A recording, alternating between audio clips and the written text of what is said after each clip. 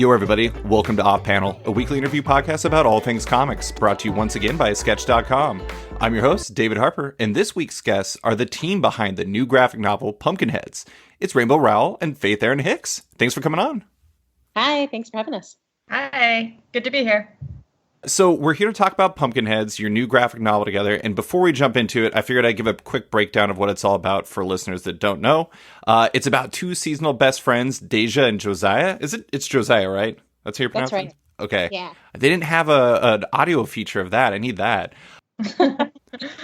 Those two have worked together at a pumpkin patch every September and October throughout high school, but don't see each other otherwise. It's their last night at the pumpkin patch, and Deja's challenged Josiah to finally talk to his long-distance love at the fudge shop, which means it's time for an adventure. I've actually read it twice already. I loved it. It's like Can't Hardly Wait set on a pumpkin patch, which is something I never knew I really needed in my life. But before we get into specifics about comics, about the comic, I want to talk about its development and what you knew of each other beforehand. I know you were both fans of each other before you teamed up. So we'll start with you, Rainbow. What impressed you about Faith long distance before you partnered up? First of all, thank you for reading and liking Pumpkinheads. Yes. I met Faith on Twitter right around the time that I was reading the first book of hers that I read, which is, I think Nothing Could Possibly Go Wrong. And then I kind of had the experience of reading her books as I was getting to know her on Twitter, which is like a new way of getting to know an author, right? Right. Like you follow them and then you're getting to know kind of their voice as you get to know their authorial voice. And I think the thing that impressed me about Faith's work and about Faith is she just has like a very kind of like compassionate, I want to say gentle, but gentle maybe sounds a little too toothless. But it's just she has like a very compassionate peacefulness about her and about her work. So like, and also like a sense of humor about challenges. So I don't know. I really like when I'm following someone on Twitter, sometimes you read someone's books and you follow them on Twitter and you think, oh, no, I just want their books in my life. I don't need that, chit chat. I don't need their daily, all day long voice. Right. Mm-hmm. And that's fine. And I feel like Faith is someone whose voice, her personal voice and her authorial voice, I find really like, not comforting. That's not the right, like harmonious. Like I like having Faith in my life even before I knew her and was working with her. I felt like she was this like warm presence and funny presence. And so, that's kind of why when Forsaken actually approached us, and I'll skip ahead a little bit, but when we were approached about working together, I immediately was like, I just had this like really positive, warm feeling about it. Yeah, it seems like you kind of weren't just simpatico with the way that she told stories, but also just the way that she seemed as a person. Oh yeah, the way that Faith walks through the world, I feel like is like a really, it's just like a very positive. She's just like a very like in a nice way about her. Yeah, and if you're with someone, that's really important. Like you want to feel like you can share space together and continue to like that person and find that person, to be a fruitful partner day in day out. Well, what about you, Faith? What was it about Rainbow's writing? Because I know you said a lot of good stuff, Faith. I know, seriously, you got a lot to. Nice. Yeah, it's very nice to sit here and just be complimented. It's like, oh, I'm warm and gentle. This is lovely. Rainbow, normally when Faith is on the podcast, it's me complimenting her. So now she gets a little of both worlds. I guess that's what she thinks she came here for. Yes, I'm just here for the compliments. Well, I'd read Rainbow's work, again, before we ever met, either in person or started talking online. And Fangirl was the very first book that I read of Rainbow's. And I'd actually been given an arc of it at a literary event. I think it was ALA or something like that. And I just dove right in, and there was something about Fangirl in particular, like that one is my favorite of Rainbow's books. And the characters resonated with me. There was a subplot about dealing with parents with mental health issues that really struck home for me. Rainbow is the author that has made me cry the most. Like, I mean that in a very positive way. I just mean her books are so tender and sweet, and you become so wrapped up in the lives of these characters. And at the time, I wasn't reading a ton, and I went to Rainbow's books, and I just felt there was something about the way her writing just flowed that worked very well for me, and I just really fell in love with them, and I read them all. And then when First Second first approached me as well, like the way I remember it is they approached you first, Rainbow, and just asked you if you would be interested in writing a graphic novel. Like, I wasn't necessarily attached to that package. That's right. Yeah. And then I was asked if I wanted to. And of course, my response was immediately yes. I would love to. I would love to do this collaboration.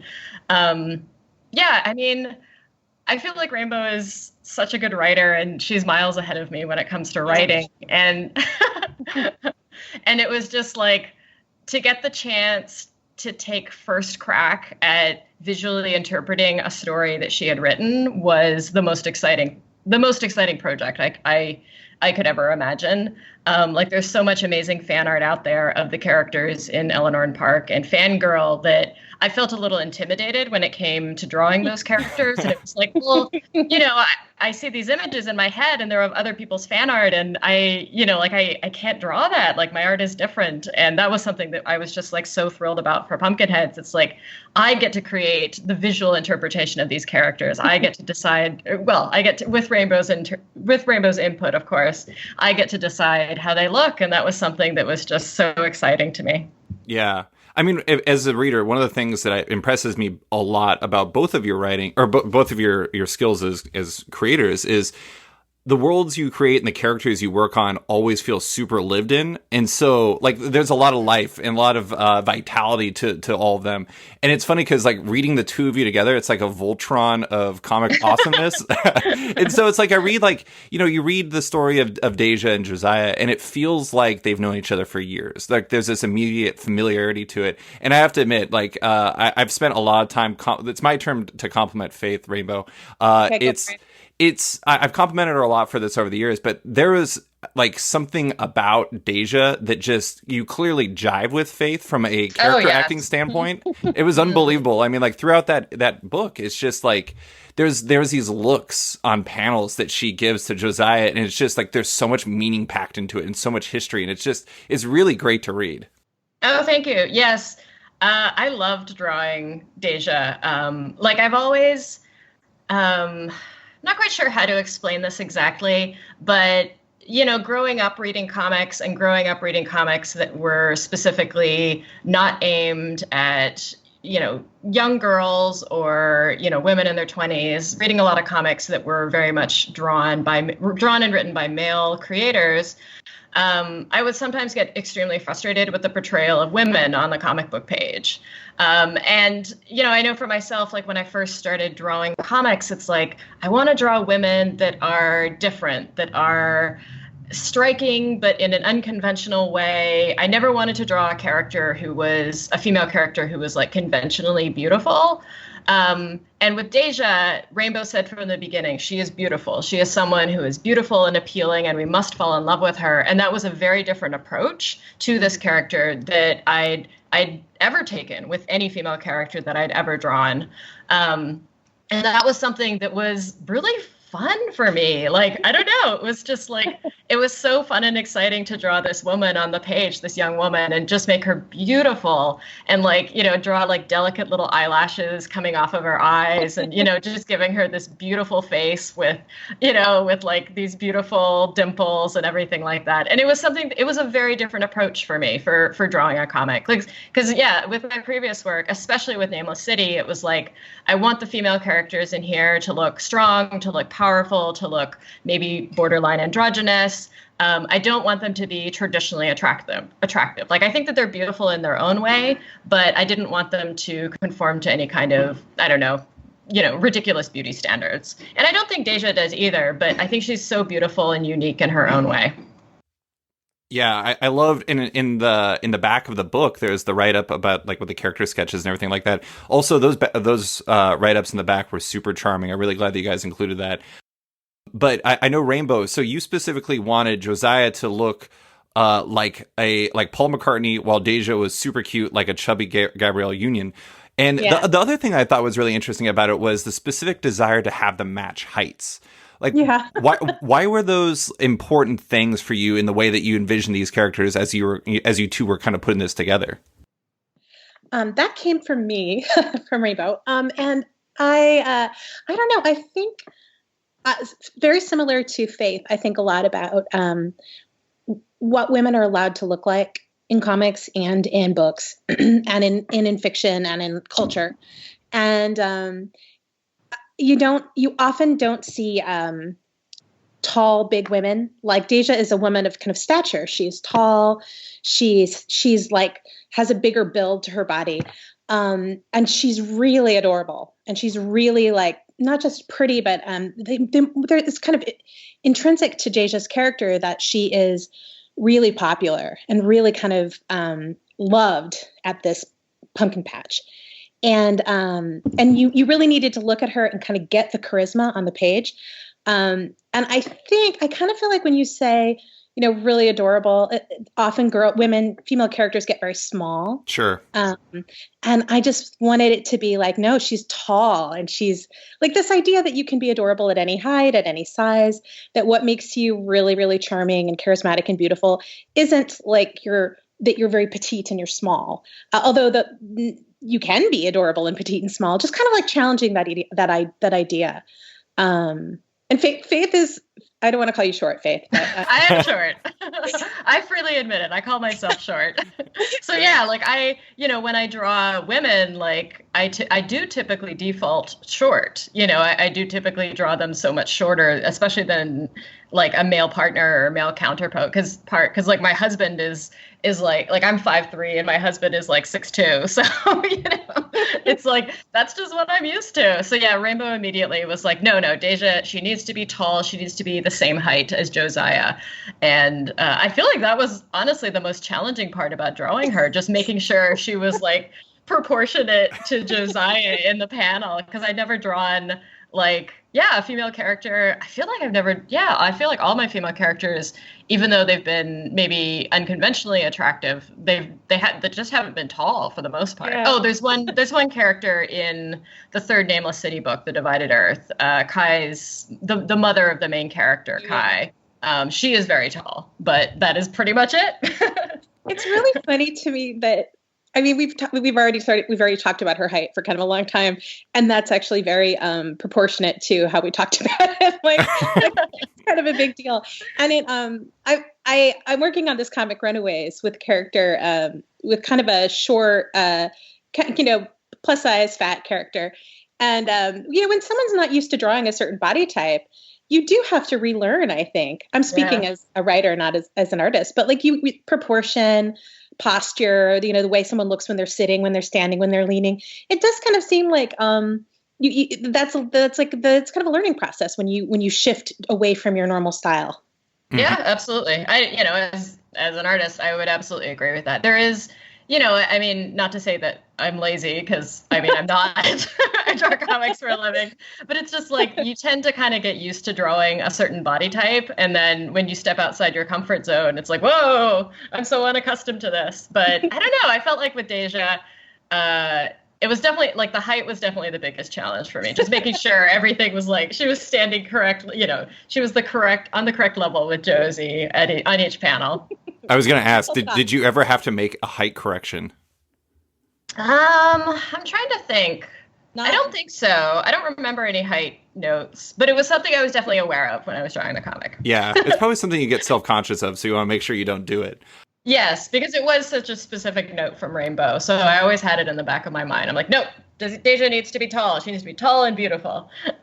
Yeah, I was going to say I never saw any. You made all those corrections before I saw them. Yeah.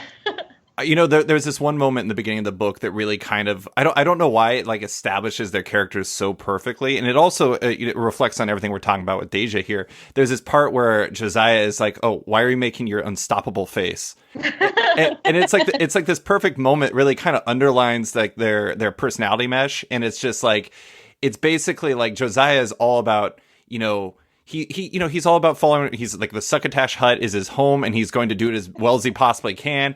And Deja is like she's the person who's always trying to find like something more for both of them, and even for herself. And it's just so great to see. Like, there's that moment, and like you draw it so well, Faith, and it's such a great line, Rainbow. I really like it. Crystallizes their personality within like the first like 5 or 6 pages of the book. When we would review pages like at the pencil stage, the ink stage, the editor and Faith and I would all review them online, and we'd leave notes, and like we all would leave like 1,000 notes about how much we loved Deja. We'd be like, "Oh my God, this face is so good," and then midway through our notes, we'd be like, "Oh, Josie also looks good, Faith. He's also." It's kind of funny. I feel like Josiah is more like who I am, but like Deja is kind of like who I would like to be. Like, in terms of like, both of us. Oh yeah, yeah. I mean, I think we've had this conversation before, but I know for myself, it's like I'm definitely more of a Josie. But I have friends who are like Deja, and I admire them. And whenever I'm near them, I feel like I'm a better person just for knowing them. So yeah, I aspire to be like Deja. Deja was inspired by my best friend. Oh. Yeah, and specifically, who's also very tall. So that was probably why it felt so important to me. She's just the sort of person who makes friends. Like, we get in a cab and she is best friends with the driver by the time we, get to our stop. And I don't make friends. Like, literally, someone has to sit next to me at work for 6 months before they start to like me. So this idea, like, the only reason I'm her friend is because I was also one of those people who became her friend immediately. So I'm so in awe of that. And so definitely that's where Josiah and Deja's dynamic came from. Yeah, I really love it. Well, I'm gonna bring us way back though, because I want to actually go back towards the beginning of all this, because one of the weird things, and I've talked to Faith about this before, one of the weird things about book market books that a lot of people don't necessarily realize is like how long the time frame for this stuff is. Yeah. Was this, Rainbow, was this the first comic you wrote, or was Runaways before this? Oh, it's tricky. So I wrote the first script for this, which I wrote kind of in screenplay form.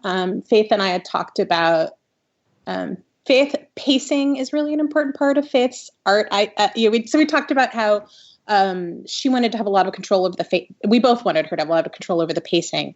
And so I wrote like this screenplay, and then she broke it into panels and pages.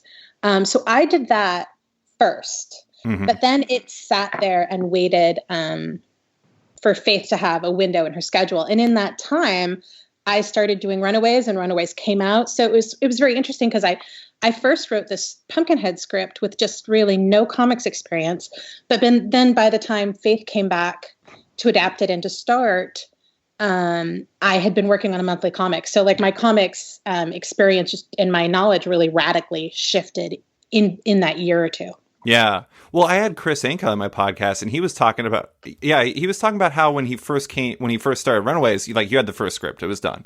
But then he was talking about how specifically like generous you were in like figuring out how to work with him as like the story went along. Cause it's when you start a book, you don't necessarily know who is going to draw it. And right. then it's like, once you figure out somebody like Chris's strengths or somebody like Faith's strengths, it's like you can start to kind of, fine tune a little bit more towards what speaks to them, or lean into what their skills are. Like with Faith, you're talking about how she it's very, she knows how to lay out a page. She knows how to tell a book with pace. So when you went back on the second round after her schedule opened up, did you change it in any way to kind of like fine tune it towards Faith? No, because I think I had really written it toward Faith at the start. Sure. Because I had spent so much time with her work. And in fact, I had written, I had a few different concepts that I tried, and I kind of rejected them because I kept trying to visualize them in Faith's style, and I really couldn't. Not just her style, but I would also imagine, like, is this an idea Faith's going to want to spend a year with? Is this going to speak to her?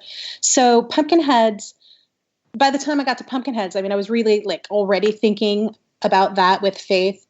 With Chris, I did have to write that whole first arc without knowing who was going to be the artist, which was, a totally different experience.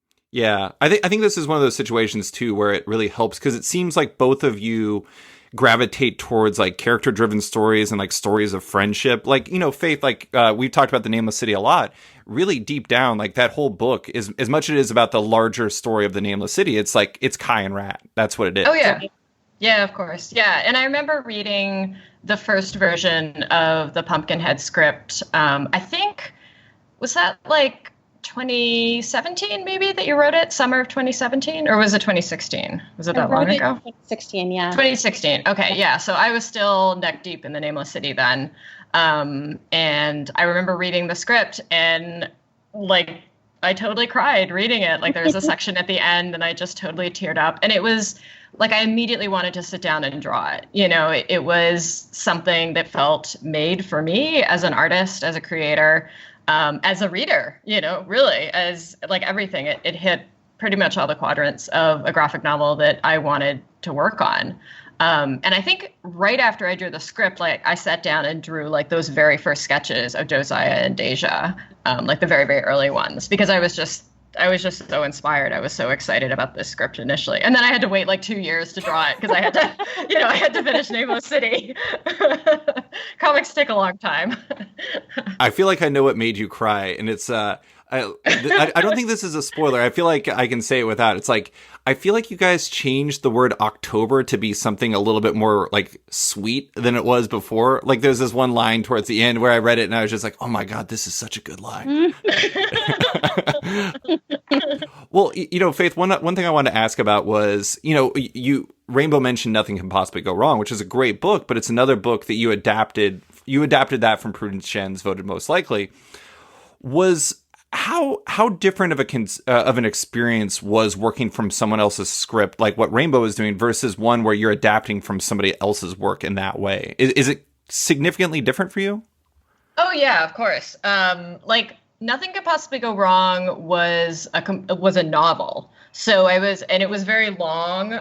So I was basically like reading through this novel and picking out scenes and storylines that I could then adapt to a 280-page graphic novel. Pumpkinheads was very different because, Rainbow had written it in screenplay format, so it was always meant to be visual. So I think the original screenplay for Pumpkinheads was like about 100 pages, and then when I adapted it to comics and like put in paneling and pacing and all that stuff, it was about 200 pages. So the final graphic novel is about 200 pages. But yeah, it was completely different. And then also my relationship with Rainbow is a lot closer than it was with Prudence. Like Prudence was very content to just sit back and let me adapt her book. Like I feel like maybe she felt like her role in the process was over, but Rainbow was very hands-on and really wanted to be involved in all the process from beginning to end. So she was much more of a clear collaborator in making this graphic novel. I'm guessing that Prudence never got you to go to a BattleBots competition like Rainbow got you to go to a pumpkin patch. No, I did pumpkin patch. Yes, that was great. Like, taking that trip to Omaha and seeing that pumpkin patch in person and getting all those reference photos. It's like that was very important to me and very important to drawing the book. I felt like it brought, that particular place to life to me, and I was better able to put it down on the page. Why was that something that was really important for you, for Faith to go through Rainbow? Because it's not just a pumpkin patch; it's the best pumpkin patch in Omaha. Well, she had never been to a pumpkin patch. Yeah. And I it's not that I didn't think she could imagine. Well, no, maybe I didn't think she could imagine it because it's so these pumpkin patches that we have in Omaha are so much more like theme parks.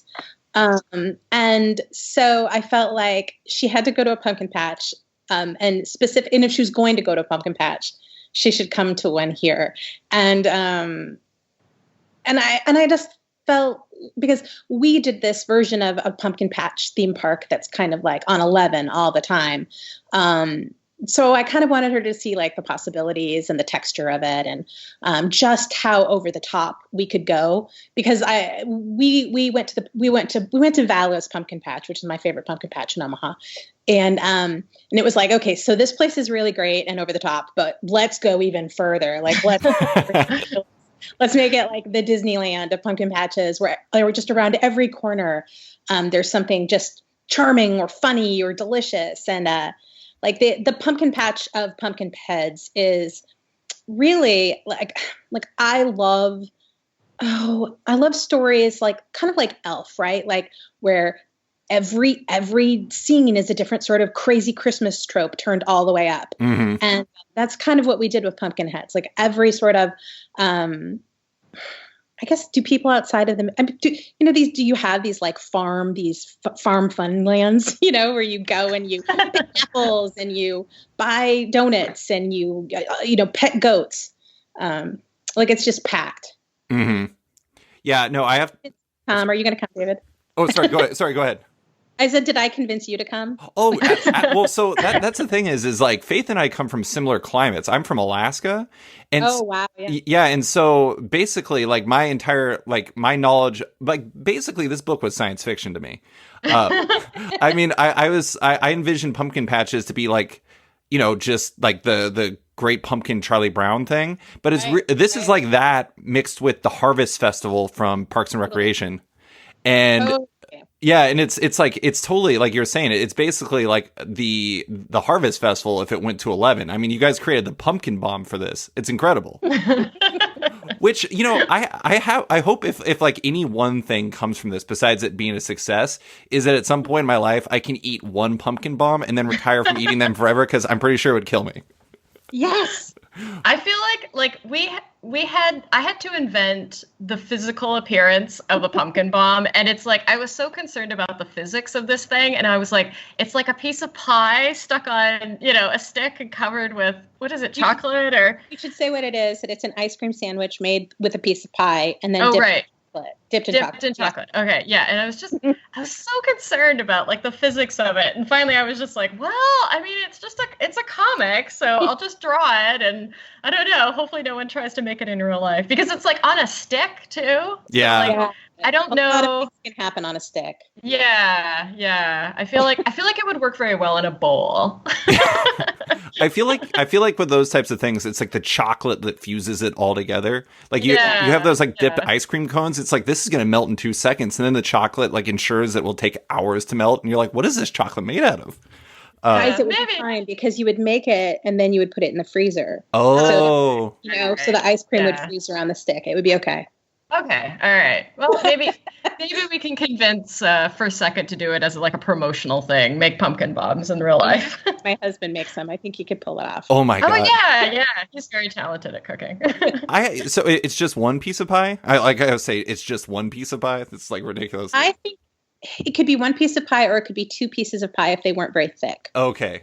Well, I love. And then the ice cream would be like sandwiched in the middle. Yeah. That seems good. Yeah, it does sound really good. Yeah, it does. I would actually probably bring my own like Cool Whip or like whipped cream with it and then spray it on top. I'm already planning out how to eat this fictional food. Beautiful garnish. So you were talking about how Faith wanted to have like more control of like the story flow and how it was laid out and everything like that. But one of the things that I was really interested in was like the chapter breaks within the book. Yeah. Were those set elements in the original script, Rainbow, or were those things that Faith figured out as he went along? I feel like those were set, Faith. Is that right? Yeah. Yeah, they were like you ended up changing all the chapter headings and you made them really, really funny puns. But yeah, I remember I think there was like one chapter break that I suggested we change because like the quote unquote chapter was like very, very short. I think it was like 2 pages. So I just suggested meshing it with another chapter. But yeah, for the most part, all of the chapter breaks you had originally inserted into the screenplay version of the script. Okay. And so actually that's how I read all my scripts. It's kind of coming back to me. I always do scene headings. Mm-hmm. So like for Runaways? Yeah, I do. Runaways has scene headings and no one ever gets to see them but my editor and the artist. And I think they're so funny sometimes and I get no feedback and no one ever sees them. And I spend a lot of time on them. So yeah, I think I started, and I think I did this, Faith, for you. I always do it kind of to be like, this is the scene where this happens, so that you get like a chapter heading.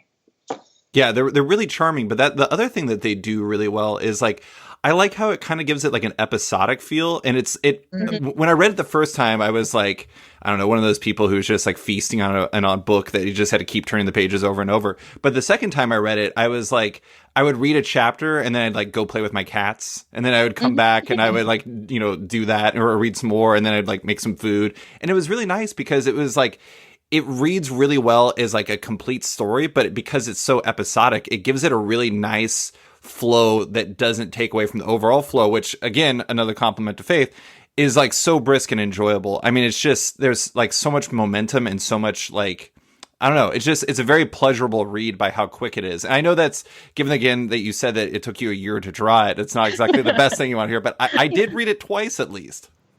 Yeah, I mean, like, I've just come to accept that in its weird way, people just tearing through my books and taking, like reading something that took me a year to draw, reading it in an hour, like it is in its own way a compliment because they wanted to keep reading. And it takes a lot of skill to make a graphic novel that reads quickly. That reads in a way where the story flows and it feels very natural. And you don't feel like you have to struggle to understand the storytelling on the page. So I used to get very angry when people would be like, this was a quick read. But now it's like, well, that actually shows that there's a lot of skill and a lot of work put into that book.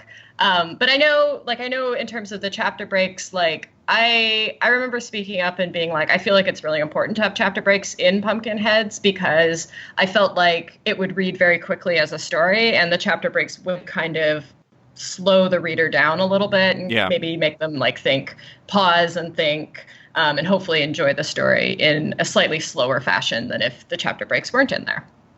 Yeah, those really evolved too. Like how they were going to appear and what they would say shifted a lot as we worked on it. Mm-hmm. Like we weren't sure initially that initially they were all going to have the same illustration. Yeah, it was going to be the map. Yeah, the map. More of just like a visual break. And then they ended up being kind of thematic, and Faith did some original new illustrations for those chapter breaks, which are really charming, I think. Yeah, it was funny. Like we had this very elaborate plan for the chapter breaks to all be this map, the map that appears at the beginning of the book. And then we were planning to have like little icons of Josie and Deja like going around the park. But then it was like when we designed the book, it just felt too busy, and the chapter breaks would just like, a double spread, white page with like a little illustration and Rainbow's chapter break heading. Like that just ended up being the most appealing way to lay the book out. So yeah, like there's like this whole very complicated plan, and then the simple plan actually ended up being the one that was much more effective and more appealing in the end. But we still used the map. We used the end pages. Yeah. Yeah, they're at the front and beginning of the book, I think. Like there's a daytime one and then a nighttime one. Yep. Well, it's funny. I want to talk about some specifics from the book now. And one of the things I specifically wrote, like as soon as I got to the map, like literally opened the book, I put down the book, I wrote down a note, and I just wrote map on the inside ! Because I love maps in books. And it was really like the thing it's funny. It's like you look at it and it's just like, oh, this is just a cute thing that they did. And then you start reading it and you realize how huge the pumpkin patch is. And you also start realizing how, like, I mean, I know it can be like a cliche statement to make, but it's true. I mean, the pumpkin patch is a character in this book, and like all of its different elements are essential to Deja and Josie's story. What made that map something that you wanted to include in the story, even if it didn't make its way into the chapter breaks? Feels like we had part of it in the script. Doesn't it feel like we knew really early on that we needed a map? I don't remember when the map became part of the book. It felt like it was just always there. Yeah, it did feel like it was always there. I know it's in. Yeah, and I don't know. But I love maps. I love like old Disneyland maps, and I love maps that are like I love fictional maps that have like a kind of a different style to them. So not just not just like a practical map, but a map that you can kind of climb inside. So when I was a kid, whenever there was a map in the book, or I also love cross sections in books, like here's the house, the cross section of the house. I go crazy for that. We talked a lot about the map. And I think actually, if you look at the map, it's pretty faithful to their trip around the park. Like, I think actually it practically works if you try to navigate their trip, because Faith did have to move things around. Yeah, that was a bit of a struggle. I remember just trying to like figure out where everything was, and I remember pulling my hair out a little bit over that. And just being like I remember just at one point I was just like, it's a cartoon, it doesn't have to go around. I was just like, I can't deal with this map anymore. Well, one other thing I want to bring up was there's like some little things in the book that are just like really humorous to me. Like, for example, like one of the first, actually it might even be the first page. There's this sign at the pumpkin patch that's like 99 out of 100 scarecrows agree we're the corniest. And they're like quintessentially like fair sights, but at the same time, like that's the type of thing that I really love in a book like this. Is it like it gives it, you know, some authenticity, because these things are always corny as heck. Mm-hmm. Was that a script thing, or is that a Faith you're just riffing on the page and just filling out to like make it feel more real? Oh no, all rainbow. Those were all the signs are all rainbow. A funny thing about those signs is I think puns are very funny, and they're absolutely part of. You're right? Like that is where you see puns. Yeah, you go to the fair, you see puns. But if I remember right, in my original script, I would come up with all of these puns, and I would phrase it almost like a suggestion, because I thought to myself, this I don't know how much detail Faith is going to want to go into in these backgrounds, because you can kill yourself drawing the background in a panel, and that was not my intention for her to have to spend waste her time drawing really intricate background panels. However, I wanted all of these signs if possible. So I remember kind of it being maybe there's a sign that says this, and maybe there's a sign that says this. And I would list out 3 or 4 puns that could go on signs, thinking I'll be happy if she does one of these. I think she did them all. And that made me so happy, actually, that Faith picked, and she didn't just do them, but she put them in really cute places. And it was just made me so happy that she made room from all those signs. There's one sign that I laugh out loud every time. I think Josiah is cleaning a sign, and it's a pumpkin, and it says the reason for the season. And I just die every single time I see that panel. It's so funny. Yeah, I think there was. I definitely I thought the signs were really funny too, and I definitely tried my best to fit them all in. I think there was one that I wasn't able to fit in. It was one of the signs when they were on the racetrack, and there was just too much going on in the panel for me to fit it in. And I think that was maybe the only one. But yeah, it was. I mean, that's the thing. It's I'm not very. I mean, this sounds crazy for a comic book artist, but it's I'm not super detail orientated, so it's I don't typically do stuff like this in the back of my comics, and here is Rainbow providing me with all this really funny background material, and I'm well, it has to go in. So yeah, that was really fun. I really enjoyed it.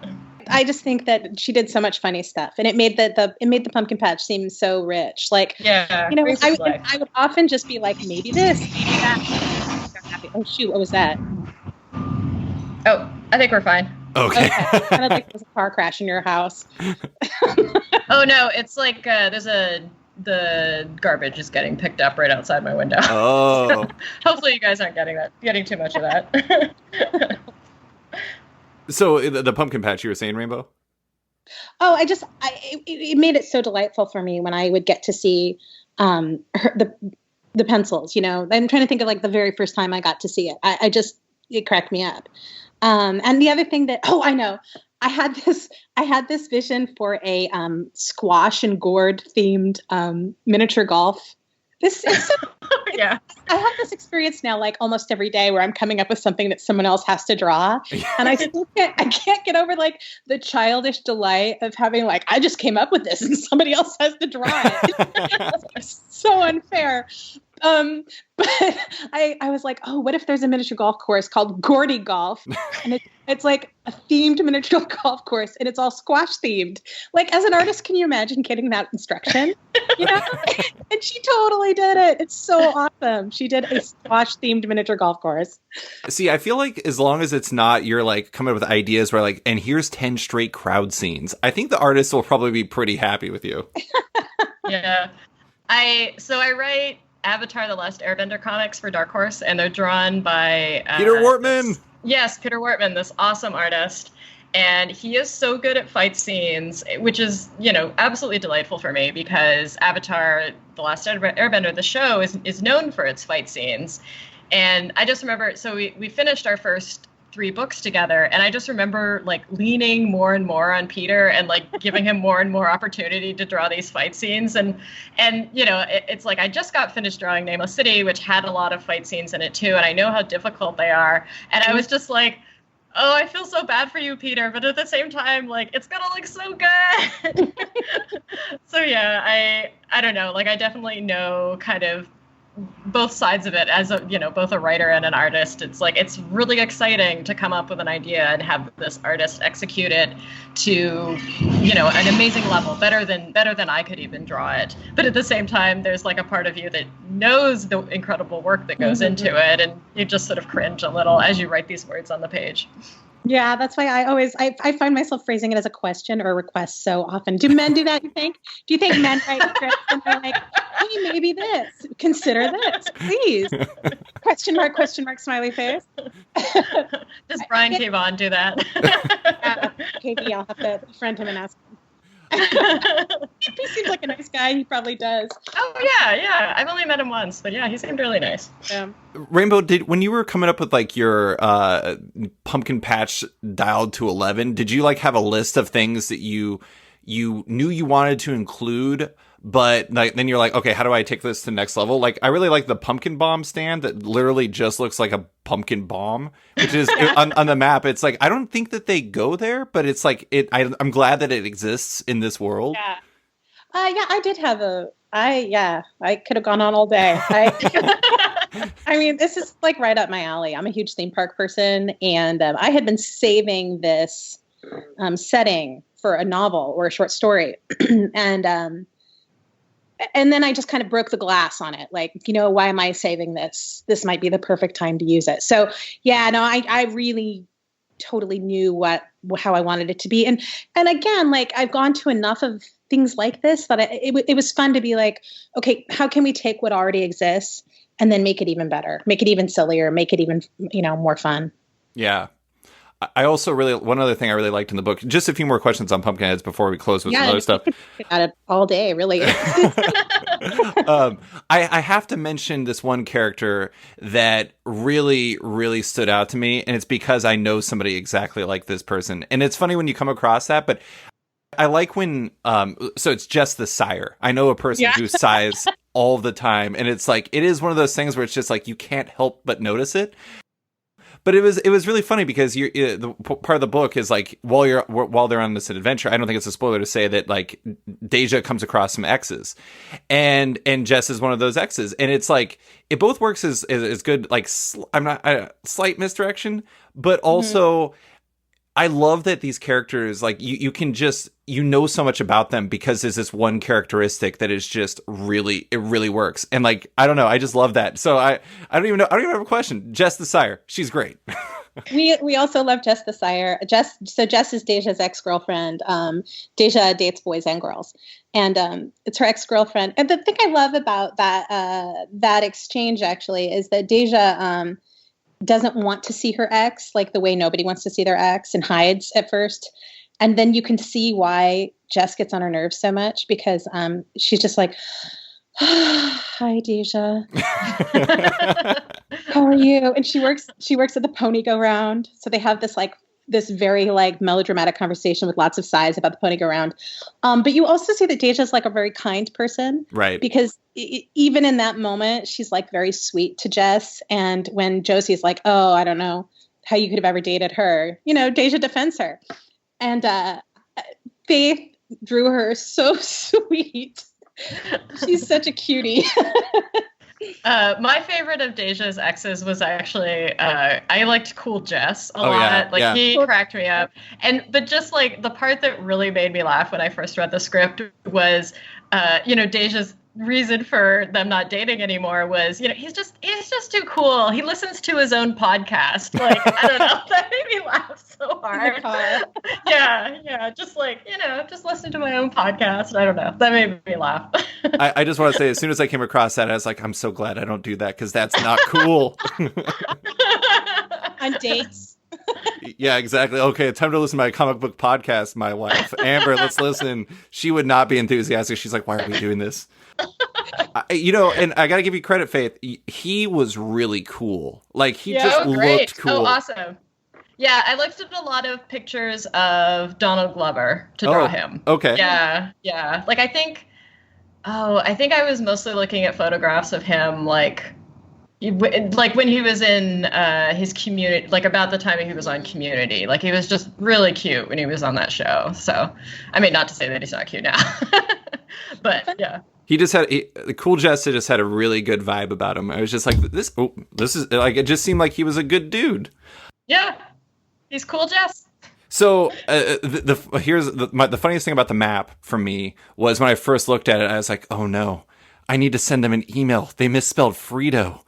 And like Frito pie.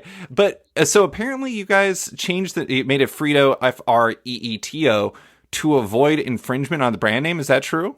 Yeah, I don't think we had to do that. But when you work for these big corporations, they want you to be super careful. Yeah. So, we changed the spelling of Frito. And then that was really, I don't know if it was irritating, but it must have been frustrating for you, Faith, because like then you kept spelling it correctly and you got like a dozen notes going, no, sorry, you've got to change it here. You got to change it here. Yeah, I did have to go back and fix a few misspellings where I spelled it correctly and then had to go and misspell it. But yeah, it was okay. I managed. The Frito pie was Faith's favorite, or her most memorable thing she had in Omaha, because she was expecting actual pie. Yeah. Like, I mean, I don't like my relatives. My extended family is American, but so my parents are Canadian and moved to Canada when they were fairly young, but my extended family is in the South, so like North Carolina, Georgia, those kind of places. So I don't have a lot of experience with the Midwest. So visiting Rainbow and getting to try all these Midwestern snacks was very educating. And yeah, like the Frito pie, it's like I just remember you giving it to me, or maybe you were showing it to me or something like that. And I was just like, when does it become pie? Like, it doesn't make any sense to me. Why do you, like, it's like a bag. You might have Canadian listeners, so maybe we should say that it is a bag of Fritos. Oh, right. Yeah. Chili in it and cheese and then onions and it basically whatever you want. Yeah. Like you can walk with it. It's portable. And all the snacks were delicious. I had a very good time eating many things at this pumpkin patch. But yeah, like nothing else was confusing to me. It was just the Frito pie. It seemed like you thought that if you just kept eating it, it's like at some point maybe it'll be pie. Yeah, nope. Yeah. I was just like, when does it become pie? Like, I don't know. Well, it used to be pie. Like if you go back, that's like a covered dish. Everybody brings a casserole. Frito pie. Okay. So it's like a baked dish. And now it's like, you can have it. And I mean, I think I'm not a food historian, but that's what I think happened.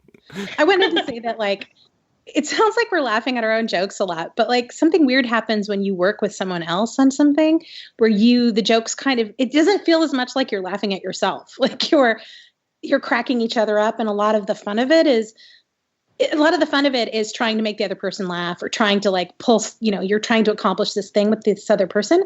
And I find it so much more fun to reminisce about a group project or collaboration than if I were just sitting here talking about like my novels. Yeah. Oh yeah, for sure. Yeah. Well, because at a certain point it becomes like Faith's interpretation. Like Faith expands on your vision of it. And it's like, wow, I didn't see Cool Jess being that cool.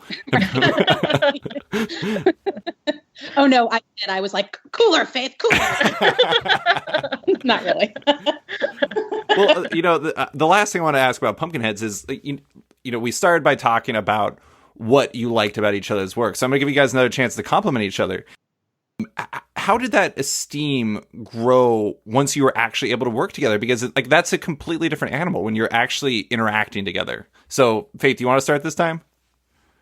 Yeah, sure. I mean, one thing that definitely impressed me about Rainbow is that she really wanted to be hands-on throughout this project, and that's something I haven't actually experienced before. Like usually with comics, it's like you're frantically scrambling to make a deadline. So a lot of times there isn't the chance for you to maybe communicate or talk one-on-one with the writer that you're working with, or the artist that you're working with if you're writing.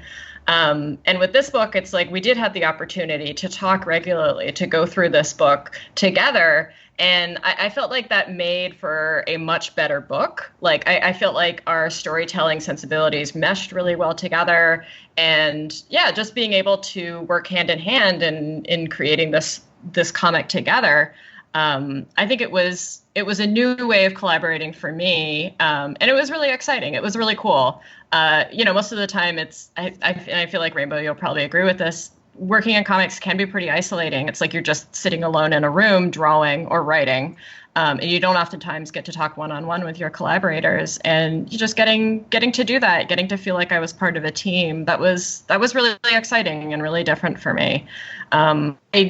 Honestly, before this collaboration, this was something that I'd really wanted to do. Like I'd wanted to work with either writers and artists and like really work hand in hand, maybe even like in the same space, in the same country, the same city, and just have the opportunity to like build something together, something that felt like it was more like our work instead of I'm the artist, you're the writer. And it's like there's a very, very clear division of labor. What about you, Rainbow? Well, thank you, Faith. It's very similar for me. Like you just don't know when you start a project. And I've worked in advertising before, where I worked with like teams of creative people. You never know whether people are going to keep showing up for the project, or whether they're going to lose interest, or whether they're going to feel ownership in a different way and kind of wanted to, some people really need to take things off and have them to themselves for a while. So you just don't know at the beginning of a group project what that daily experience is going to be like. And I think the thing I was really impressed with and happy about with Faith is that she is very present all the way through the process. So, and she really cared about these characters. And frankly, I think I expected that she would, because she's very compassionate with her own characters. But she was very compassionate toward these characters in a lasting, enduring way. So we had regular meetings with we had two editors on the book. We had Rachel Stark. We had Calista Brill and Rachel Stark. So we had like a maternity situation happening. And Faith and Rachel and I would have these weekly meetings where we talk about it progressing. And something I'm really interested in and invested in is, are we losing the thread? Are we keeping the moment, this relationship tension between the characters?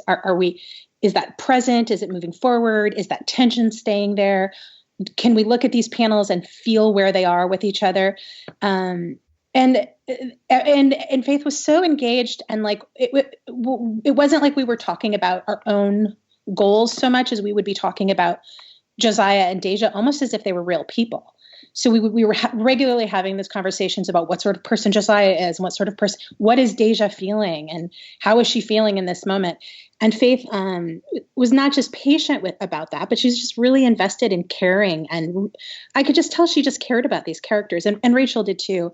And then when Sarah came on, Sarah Stern, the colorist, she was also very engaged in the storytelling aspects of the color. And so it was a really wonderful experience, I would say, in that way, and that we were also invested in everyone really came to work wanting to do the best job, which is really cool and special. And I don't know how often you get that.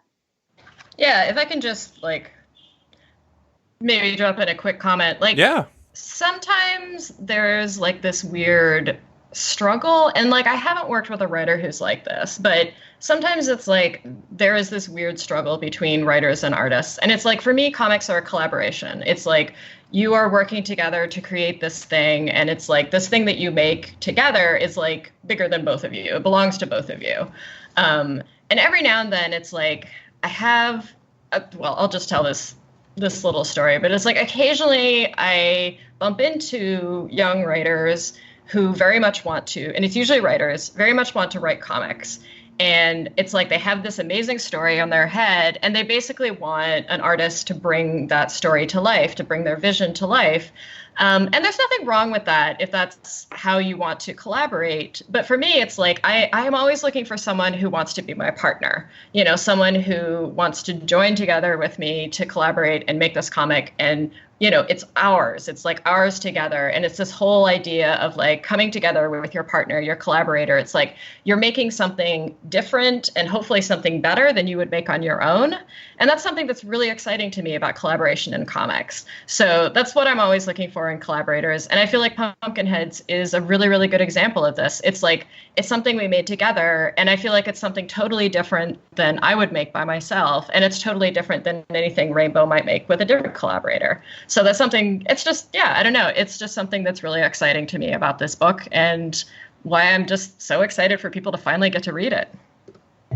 Yeah, I mean, I think that's like where the magic of comics comes from. It's like when you have somebody that you can trust, that will work off. When you guys complement each other in a way that brings the most out of the story, it's like that's what you hope for. I mean, you hear those horror stories about like, I've talked to artists who will work with like a writer who has not necessarily written a lot of comics before, and they'll like detail like very specifically a scene about like how they want to show this person's head turning and like something being thrown in like one panel. And it's just like, I can't make motion happen. Yeah. And it's just like some of that stuff doesn't happen. And with that, in that kind of case, I just sort of feel like you're not trusting your artist to do their job. You're not trusting your artist as a full collaborator.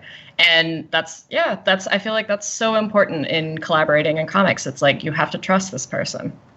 Well, the last thing I want to talk about actually is in relation to just like this broader world of like writing and storytelling in general, because I put this up on my Patreon that you two were coming on the podcast. And Rainbow, I'm going to be honest, almost every single one of the questions that I got from people was like, how is she so good so fast? Like, sometimes it's like people come into comics and it takes them a little bit of time to figure this out. And both Pumpkinheads and Runaways, it's just, you got it. I mean, it's like, comics, you've been reading for a long time, so it's nothing new to you. But at the same time, it's like, you really get the cadence and feel for it. And Faith, like, you wrote Comics Will Break Your Heart. It's your prose novel. And so you both have kind of worked on, two different sides of the storytelling written word realm. How different is it working in prose versus comics and like working off of that language for the two of you, and especially knowing that there's potentially another collaborator working with you at the end of that? Do you want to start, Rainbow?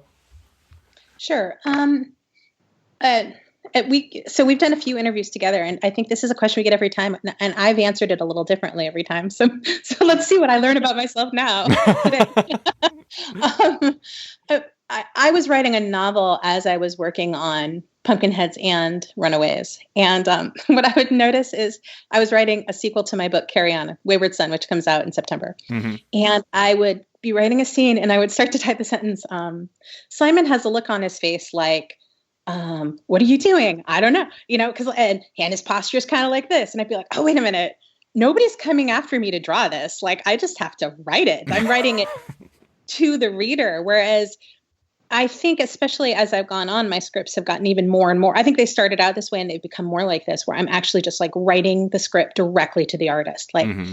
I will often give the Runaways artists, like, this person looks like they're thinking these 4 things. Like, I'm trying to give them as much information as Andres Janele, who's the artist now. So good. Like, he's so good. As much as I can, right? And also, he speaks English as a second language. So I'm thinking about like, okay, like what references is Andres going to have? So I'm really trying to give him, in that case, all that he needs. So when I was writing Pumpkinheads, I was thinking like, what does Faith need to know about this scene? I tend to sometimes over deliver on what you need to know so the artist kind of can find their way a little bit. Like, what do they need to know? Whereas what the reader needs to know is totally different. The other thing is you spoil all the secrets to the artist. Like, you have to tell the artist where the story is going so that they can be there with you. But you don't want to tell the reader where the story is going. So that is actually the hardest part for me writing a script for comics is I had this tendency to not want to spoil. Mm-hmm. And then sometimes when I go back and revise, I have to like add in like, this is where we're going with this, you know, so that the artist is on board with me. So that's the real difference for me is almost like who the audience is. Am I talking to the artist or am I talking to the reader? Right. So it's kind of like, in a way, this is a funny comparison, but it's like Alan Rickman was the only person who knew, spoilers, I guess, for Harry Potter. Alan Rickman was the only person who knew that's like Snape's real story. And so like the fact that he knew that allowed for him to change his performance in subtle ways that nobody else picked up on until at the end. And so it's like, if Faith doesn't know what the nature of the story is, then like maybe that will change some of those looks that Deja's giving throughout the story and everything like that.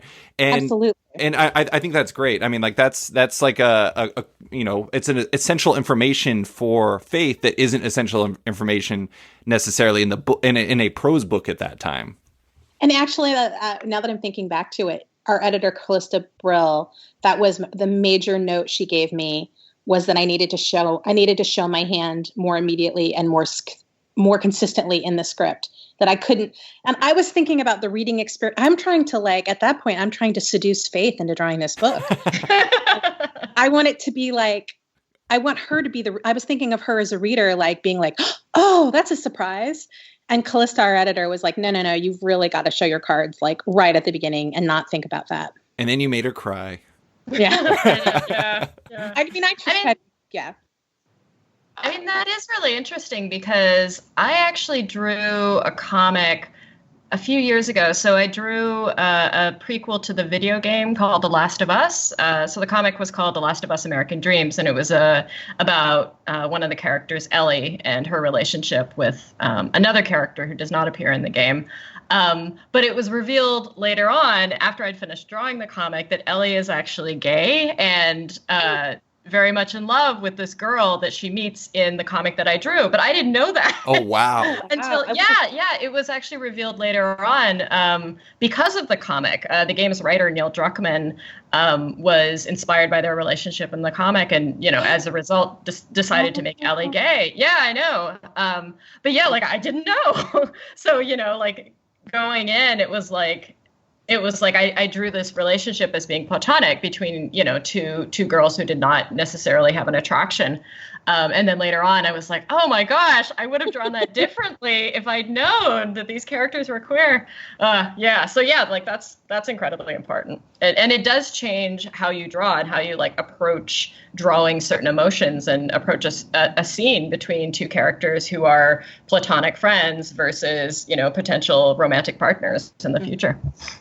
Wow, you made the creator ship it. Yeah. I did. I totally did. That was me. Awesome. Well, guys, that is all I have for you. Thank you so much for coming on and chatting about Pumpkinheads and you know, the mythical world of pumpkin patch, like super fairs that I never knew existed. I really appreciate you taking the time. Thanks for having us. Yes, thank you so much, David. This was really fun. Before we go, I want to give a special shout out to Sean Kirkham, aka Big Clutch, one of Off Panel's patrons, in another edition of Big Clutch's Beast of the Week, where I highlight a creator, comic, or sometimes publisher that blew me away recently. This segment will sometimes feature guests and sometimes not. This week, the Beast of the Week goes to a comics publisher, First Second Books. They're maybe my favorite comics publisher these days, with comics like Pumpkinheads, Enrico Tamaki and Rosemary Valero O'Connell's Laura Dean Keeps Breaking Up With Me leading the way this year. They have an amazing wave of comics coming up, including Tilly Walden's upcoming Are You Listening? And the third volume of Alex Alice's gorgeous Castle in the Stars series, The Knights of Mars. It's a heck of a year for them, and they're certainly worth paying attention to for all comic readers. So shout out to First Second Books, this week's pick for Big Clutch's Beast of the Week. Thanks for listening to this week's episode of Off Panel with Faith Erin Hicks and Rainbow Rowell. You can find Faith on Twitter at Faith Erin Hicks and on her website at faitherinhicks.com. You can find Rainbow on Twitter at Rainbow Rowell and on her website at rainbowrowell.com. Their new graphic novel, Pumpkinheads, is out now and is fantastic. As a heads up, Off Panel is once again brought to you by Sketch.com. Check out the new version of the site and consider subscribing for access to all of the site's content and its members-only forum. If you're a fan of Off Panel, make sure to check it out on Patreon. If you back the show on there, you not only support it, but you get early access to each week's podcast, access to weekly content, and more. Also, don't forget to subscribe to Off Panel on iTunes or Spotify and give the show a rating or review while you're at it. You can find Off Panel and Sketched on social media by liking it on Facebook at /Sketched, that's SKTCHD, following on Twitter at @SketchComic, or following me at @SlicedFriedGold. Big thanks to all my existing patrons, including Paul Salates, Litwin Studios, Akil Wilson, Andrew Nikovich, Nathan House, Alex Dimitriopoulos, Terry Dodson, Troy Jeffrey Allen, Liana Kangas, Keegan Ray, Milton Lawson, Wesley Gibb, Sean Kirkham, Harry Small, Alistair Ross, Julio Anta, Brett A. Schmidt, Jason Goodmanson, Paul Reinwan, Connor Farner, Vida Ayala, JDC and Matt Gagnon, Aditya Bidikar, Tara Ferguson, Dave Slusher, Kieran Mark Antonio, WMQ Comics, Akil, Kokachi, Phil White, Ben Becker, Sean Pinell, Ken Heidelman, Philip Seavey, Al Ewing, Ryan Alcock, Nick Michelin, David Kelly, Robert Wilson IV, Owen McCready, Brendan Fletcher, Gary Maloney, Jonathan Nilsson, Matthew Groom, Jason Massey, Adam Bogert, Xavier Files, Matthew Taylor, Tyler Turner, Nick Patera, Jacob Sorelli, Ford Gilmore, David Baraldi, Ira James Udaskin, Modern Magic Stories, Nick Hall, Bobby Angus, Bjorn Basin, John Hendricks, Steve Anderson, Phil Null, Ian Maxwell, Cliff Ching, Benjamin Shipper, Colin McMahon, Chris Palmer, Scott McGovern, Nathan Fairbairn, Kat McKenzie, Greg Rucka, Adam Highfield, Nicholas Gardner, Fiona Staples, Chris Hallren, Mark Abnett, Mike Murphy, Michael Shirley, Tom Barnett, Jim Demonakos, Norbert, Nick Lowe, James Kaplan, and Mission Comics and Art in San Francisco. You guys are all the best. A quick thanks to Upright T-Rex Music, who wrote and performed Off Panel's theme song just for the show. Check out their music on Spotify because it's completely delightful. Thanks for listening, and tune in next week for another episode.